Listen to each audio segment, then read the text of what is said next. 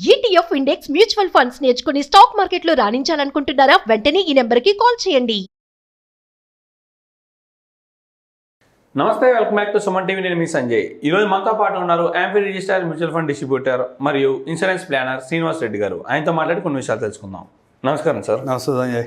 Term insurance, endowment insurance, ఈ రెండిట్లో ఏది బెస్ట్, ఏది తీసుకుంటే మంచిది అంటారు? అండ్ దానికి దీనికి డిఫరెన్స్ ఏంటి? రెండిట్లో ఏది బెనిఫిట్స్ ఎక్కువ ఉన్నాయి? బేసిక్గా ఏది తీసుకోవాలన్నది నీ ఆలోచన విధానాన్ని బట్టి ఉంటుంది. ఎవరైతే ఇన్సూరెన్స్ పాలసీ తీసుకోవాలనుకుంటున్నారో వాళ్ళ ఆలోచన విధానాన్ని బట్టి టర్మ్ ఇన్సూరెన్స్ తీసుకోవాలా, ఎండోమెంట్ పాలసీ తీసుకోవాలా. ఓకే. టర్మ్ ఇన్సూరెన్స్లో రెండు రకాలు. ఒకటి ప్యూర్ టర్మ్, అంటే పాలసీ తీసుకున్న వ్యక్తి పాలసీ ఫోర్స్లో ఉండగా చనిపోతే మాత్రమే నేను సమ్ ఎష్యూర్డ్ అతనికి ఇస్తాను. రెండో అగ్రిమెంట్ ఏంటంటే రిటర్న్ ఆఫ్ ప్రీమియం.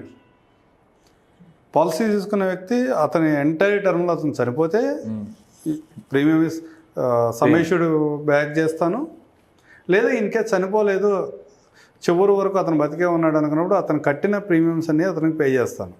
ఓకే. ఇది రిటర్న్ ఆఫ్ ప్రీమియం కాన్సెప్ట్. ఈ రిటర్న్ ఆఫ్ ప్రీమియం కాన్సెప్ట్ మన ఈగోని సాటిస్ఫై చేసింది. నేను బాగలేదు అయినా నా కట్టిన డబ్బులన్నా నాకు వచ్చినాయి కదా, నేను పే చేసిన ప్రీమియమ్స్ అన్ని నాకు క్యాష్ బ్యాక్ వచ్చినాయి కదా అన్న ఆనందంలో ఉంటాడు. ఓకే.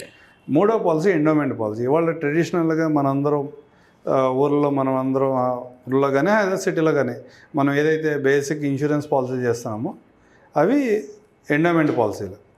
ఎండోమెంట్ పాలసీ ఏం చెప్తుందంటే ఇన్సూరెన్స్ ప్లస్ ఇన్వెస్ట్మెంట్ కలిపి ఉంటుంది. ఓకే.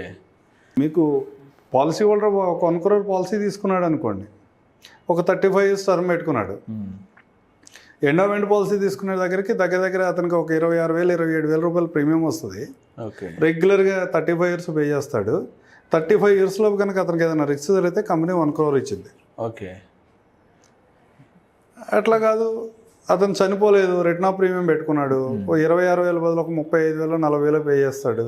అతను ఏదైతే పే చేసిన ప్రీమియమ్స్ ఎంటైర్ ప్రీమియమ్స్ ఉన్నాయో అవి పే చేస్తుంది. ఓకే.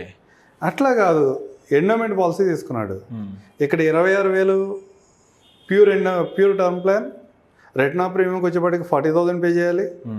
ఇవన్నీ సుమారుగా ఒక 35 years ఏజ్ పర్సన్ మనం క్యాలిక్యులేట్ చేస్తున్నాం. అదే పరిస్థితి ఒక 35 years పర్సన్ ఒక 1 crore ఎండోమెంట్ పాలసీ తీసుకుంటే అతని దగ్గర 2.5 లక్షల నుంచి 3 లక్షల ప్రీమియం పే చేస్తాడు. పే చేస్తే ఏమవుతుంది, మధ్యలో ఏదైనా రిస్క్ జరిగితే అతనికి 1 crore ఇస్తాం. రిస్క్ జరగలేదు, అతనికి 5 crores వరకు మెచ్యూరిటీ వస్తుంది. ఓకే. 35 years తర్వాత ఇవాళ ఉన్న సిచ్యువేషన్, ఇవాళ బోనస్ రేట్ వాటిని క్యాలిక్యులేట్ చేసుకుంటే అతనికి దగ్గర 5 crore వరకు మెచ్యూరిటీ వస్తుంది. అంటే ఒక పాలసీలో రిస్క్ జరిగితే 1 crore ఇస్తా, మంత్లో ఒక ఇయర్లో ఒక 26,000 27,000 పే చేస్తే సరిపోతుంది. ఒక పాలసీలో రిస్క్ జరగకపోతే నువ్వు కట్టిన ప్రీమియమ్స్ అని బ్యాక్ చేస్తా, దగ్గర ఇయర్లీ ఒక 40,000 పే చేయొచ్చు. ఓకే. ఒక పాలసీలో దగ్గర 2.5 లక్షల నుంచి 3 లక్షల రూపాయల వరకు పే చేయాలి. నెక్స్ట్ 35 years నీకు రిస్క్ జరిగితే 1 crore ప్లస్ బోనస్ ఏదైతే ఉంటే అది ఇస్తాను. రిస్క్ జరగకపోతే నేను ఒక 5 crore ఇస్తాను. ఓకే. మెచ్యూరిటీగా. ఏది తీసుకోవాలని నీ ఆలోచన విధానాన్ని బట్టి ఉంటుంది.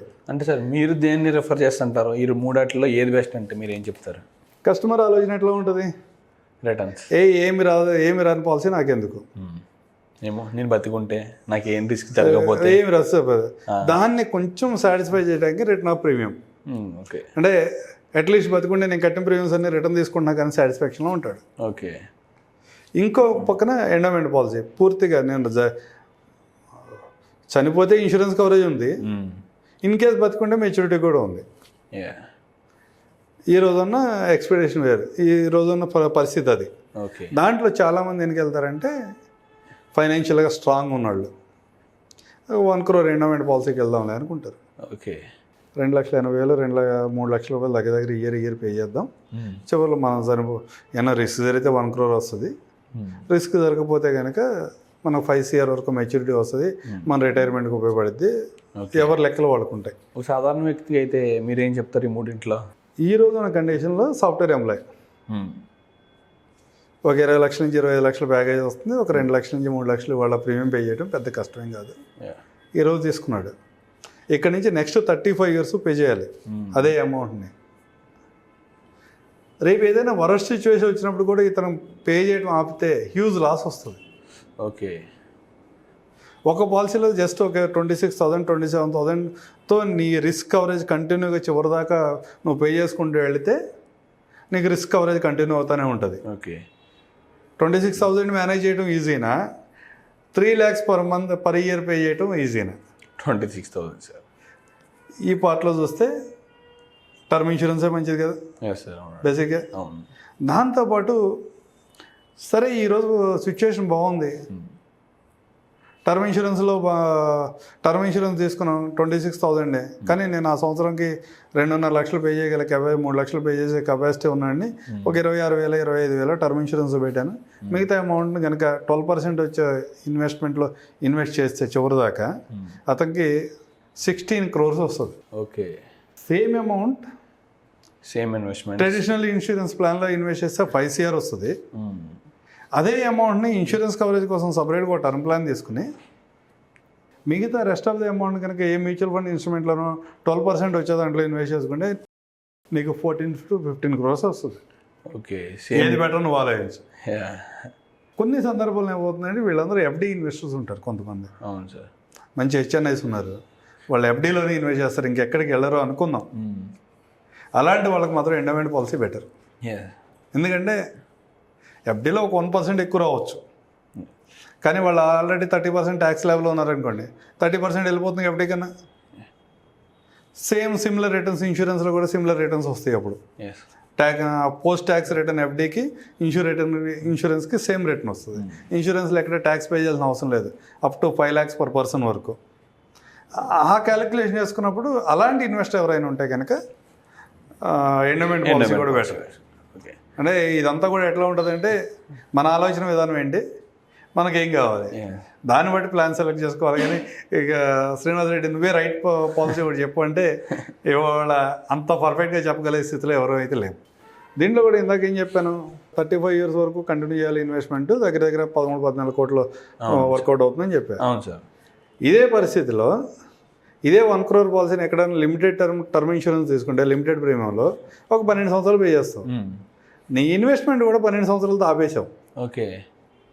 35 వరకు ఇన్వెస్ట్మెంట్ కవర్ నువ్వు కంటిన్యూ చేసుకుంటూ వెళ్ళావు అనుకో, హోల్డ్ చేసావు ఇన్వెస్ట్మెంట్ని, దగ్గర నీకు 9 to 9.5 crores వర్కౌట్ అవుతుంది. ఓకే. నువ్వు 35 years పే చేస్తే నీకు వచ్చింది 5 crores. అదే అమౌంట్ ఒక 12 years వరకే నీకు 1 crore ఇన్సూరెన్స్ కవరేజ్ ఉంది. రెస్ట్ ఆఫ్ ది అమౌంట్ని ఇన్వెస్ట్మెంట్ పెట్టి 35 years హోల్డ్ చేస్తే నీకు వచ్చేది 9 crores, అంటే డబుల్ అమౌంట్ వస్తుంది. సార్ ఈ విషయం చాలా మందికి ఎండోమెంట్లో పెడుతుంటారు సార్, డబ్బులు అంతా పట్టుకెళ్ళి. డబుల్ అంటే ఎవరి ఆలోచన విధానం వాళ్ళది, అంటే వాళ్ళకి ఎవరు ఏ విధంగా ఎక్స్ప్లెయిన్ చేస్తున్నారు అన్న మెయిన్, ప్లస్ వాళ్ళ రిస్క్ టేకింగ్ కెపాసిటీ. ఇప్పుడు మ్యూచువల్ ఫండ్లో పెట్టినండి అందరూ మ్యూచువల్ ఫండ్లో ఇన్వెస్ట్ చేయడానికి రెడీగా ఉండరు. అలాంటి సందర్భాల్లో కూడా ఇలాంటి వాళ్ళ ఆలోచన బట్టి ఇన్వెస్ట్ చేసుకుంటూ వెళ్తారు. Thank you very much sir. Thank you Sanjay.